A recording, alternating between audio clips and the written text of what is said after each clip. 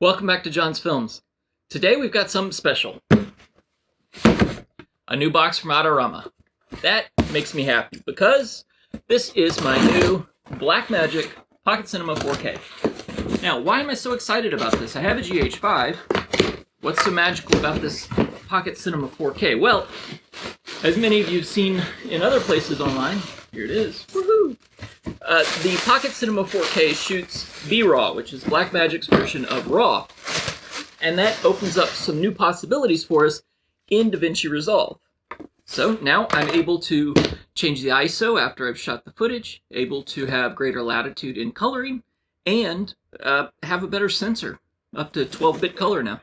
So let's jump into Resolve and see what special we can do with a camera that shoots RAW. Now you can see I went outside and immediately shot the first thing I saw, which was the dogs. So here's a clip of Lexi. It's a close-up, shot with the Sigma 18-35 on a Metabones 0.71 focal reducer, and shot it with the BMD film in constant quality C0 on the Blackmagic Pocket Cinema 4K. Looking at this, you'll notice it's a flat image, and that's as expected. It was probably maybe a little underexposed. So what I can do with that is pretty quickly come in and go to my Camera Raw tab on the color page. Here I'm able to modify what I want to decode the raw footage as. So I'm choosing by this clip. I can do it by the clip, by the project, or with the default Blackmagic. Color space is the Blackmagic Design color space. The gamma, I'm going to use Blackmagic Design Film because that's what I shot it in. And the ISO, I can change. I'm going to go to 800 just to prove I can.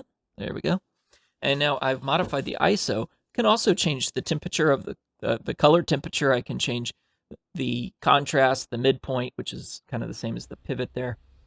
Saturation, everything right here at a raw level. And then I can update, that is, provide a sidecar file for this raw clip that will save new settings for me in these basics if I want to. However, I still have the ability to go in and manage it via primaries, etc. The first thing I'm going to do here is a lower light. I'm going to hit a little touch on the noise reduction here in Resolve. There we go. And so we'll leave that. We always noise correct first in case we're going to do any keying later or any color correction. You want them provided on as uniform an image as possible. Secondarily, I'm going to go into my LUTs and I'm going to pull out a color correction LUT.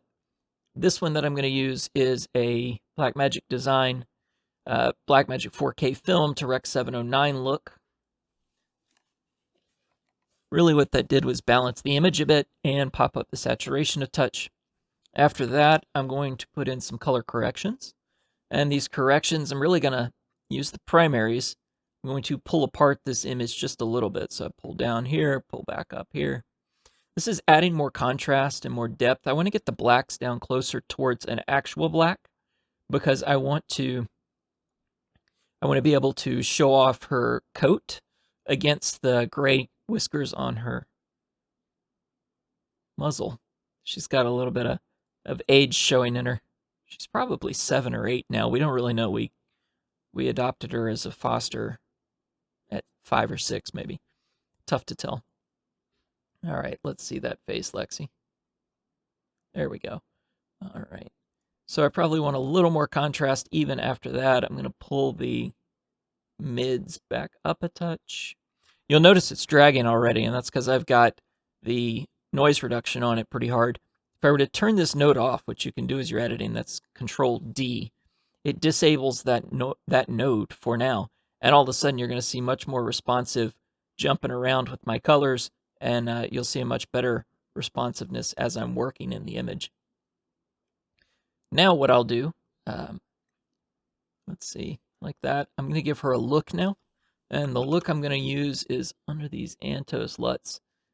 He does a good job with, here we go, film. Oh, that's pretty strong, so I'll drop that on. And then what I'm going to do is pull the gain down. You can see here I have the ability to manage my node key and the key output. I'm just the entire node.